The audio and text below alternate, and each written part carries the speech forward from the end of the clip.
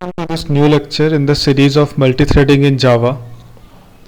In the previous lecture, we learned about the inter-thread communication and how threads communicate with each other using the wait, notify and notify all methods.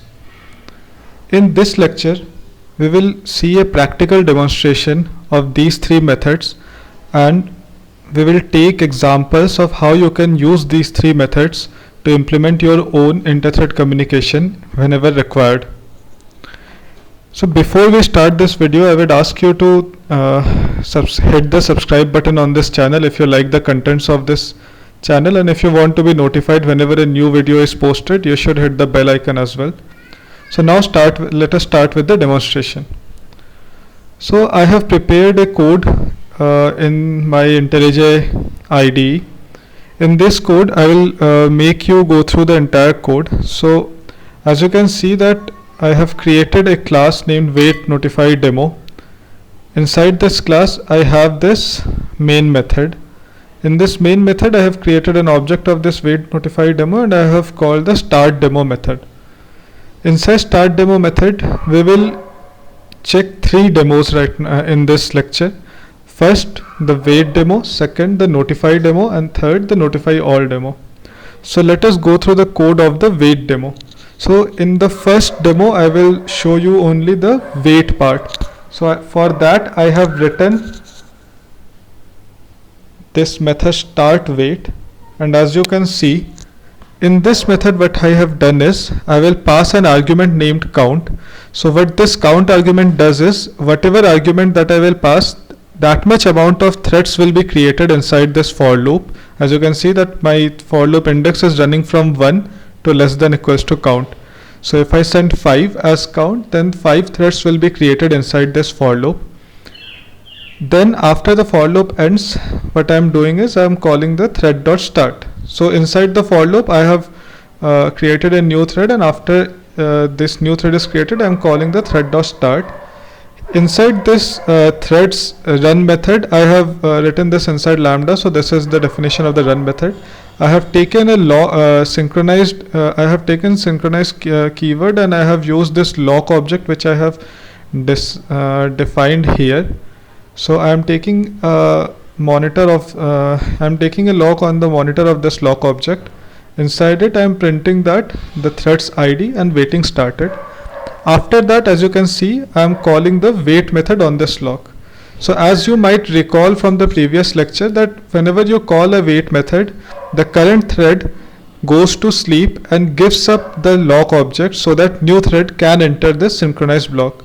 You must remember that it doesn't mean parallel execution of the code, because the current thread which was actually who actually acquired the lock previously, that thread is currently in sleep. So only one thread will be executing the part of code inside the synchronized block at a time, although multiple threads can be inside the synchronized block at a time.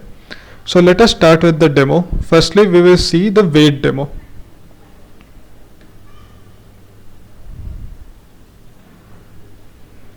So here, as you can see, 5 threads have been created because I have sent the argument as 5 here in the start wait method. 5 threads have been created, and each one of them have come inside the synchronized block and went to sleep. So this is you should be able to verify two important concepts about the wait method, that whenever you are calling the wait method on an object's monitor, that object's monitor is being released by the current thread, and a new thread can again take a lock on that object's monitor. So that's why 5 threads were entered the synchronized block one by one, and all of them went to sleep. So now after this we will check the notify method also. So as you can see, I will just uncomment this end wait method. Inside this end wait method, I will show you that what I have done. I have put this sleep 5000 so that all the threads in the start wait methods gets executed, because once you call the thread.start, your main thread will come to execute end wait. So I am just putting the main thread to sleep for 5 seconds so that all the threads are currently in waiting state.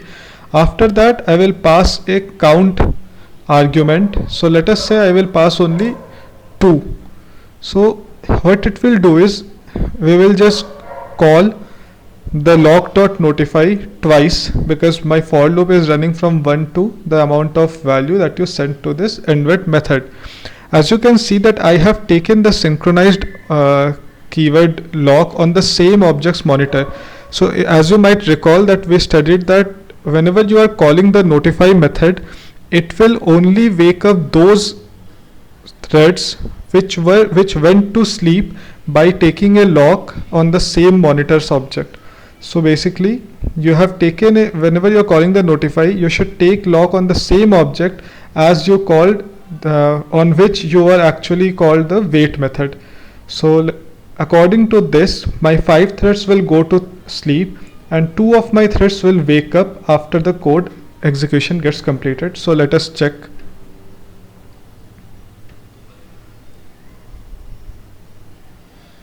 So as you can see, 5 threads went to sleep. Now my main thread is waiting for my main thread is sleeping for 5 seconds, and after that 2 threads were notified. As you can see, system.out.notifying. So I twice the notifying method got called, and this part of the code executed twice. It means that 2 threads which were waiting before, the 12 and the 15 ID, they woke up.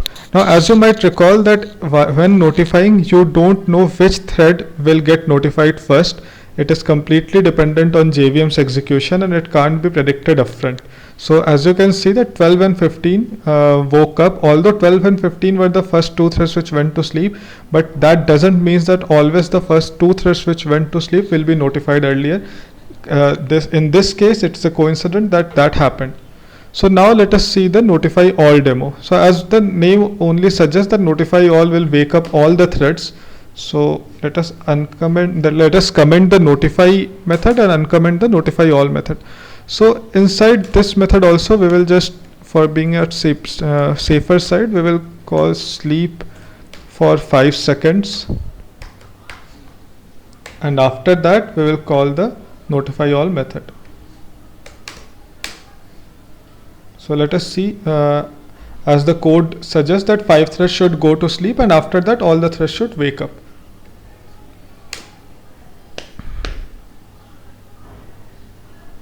So as you can see, 5 threads went to sleep. My main thread is sleeping right now for 5 seconds, and after that I called a single send notify, and because it's a notify all the threads which were waiting on the same lock object, all of them woken up. So my program execution got completed after that. So I hope that the concepts of the wait, notify and notify all methods are clear after this demo. If you have any doubts, you can ping me in the comment section. And if you like this video, please subscribe to the channel and share it with your friends also. Thank you.